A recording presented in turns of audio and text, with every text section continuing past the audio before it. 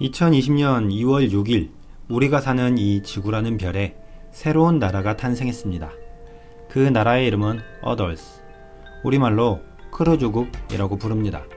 지난 2월 1일 일본 요코하마 항구에 정박 중인 다이아몬드 프린세스 크루즈선에서 현 사태의 환자가 나왔는데요.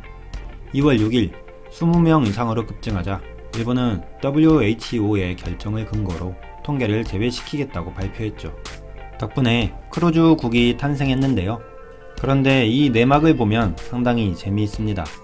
일본의 가토 가스노부 후생 노동대신은 일본 측에서 보고하고 문제를 제기한 결과 WHO가 일본 국내로 환자를 합산하지 않기로 했다 라고 전하였는데요. 여기 사진을 한번 보시죠. 같은 날인 2월 6일 WHO 사무국장의 페이스북에 글이 올라왔는데요. 무려 1000만 달러의 기부금이 전달되었답니다. 그 입금자는 바로 재팬. 참으로 이상하지 않을 수 없죠. 기부금을 명목으로 크루즈국을 만들어 달라고 했는지, 크루즈국이 만들어져서 기부금을 보낸 것인지 우리는 알 길이 없습니다. 일본이 이런 움직임을 보이는 이유는 바로 도쿄올림픽 때문인데요. 이미 30조 원 이상의 예산이 투입되고도 추가적인 예산이 투입된다는 사실에 일본 국민들은 경악을 금치 못하고 있는 상황입니다. 게다가 더 충격적인 기사가 보도되었는데요. 미국의 대표적인 일간지인 뉴욕타임즈는 기사에서 일본 정부의 대응에 모두가 배울 점이 있다고 이야기했습니다. 해당 기사에서는 전문가의 발언을 인용해 승객 전원을 대상으로 검사를 하지 않는 것이나 제한적인 정보 공개가 승객들의 불안감을 증폭시키고 있다. 공중보건 위기 대응에서 이렇게 해서는 안 된다. 라는 것을 보여주는 교과서 같은 대응이다. 라고 비꼬집었습니다.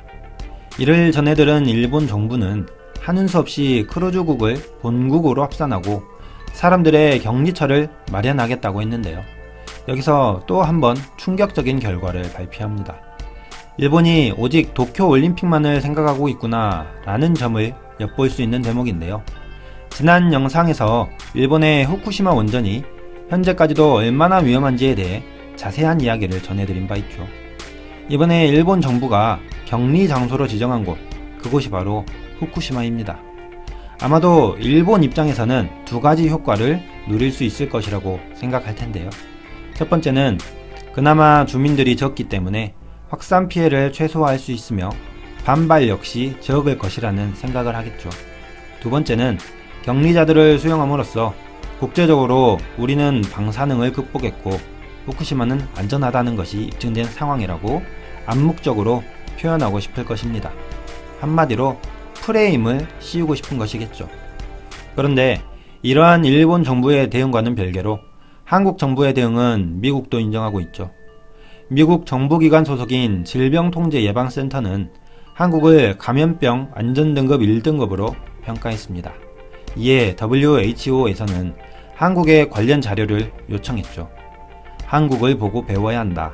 일본을 보고 배워야 한다. 다르고 다름을 보여주는 상황이네요. 오늘도 영상 시청해주셔서 감사합니다. 행복한 하루 되세요.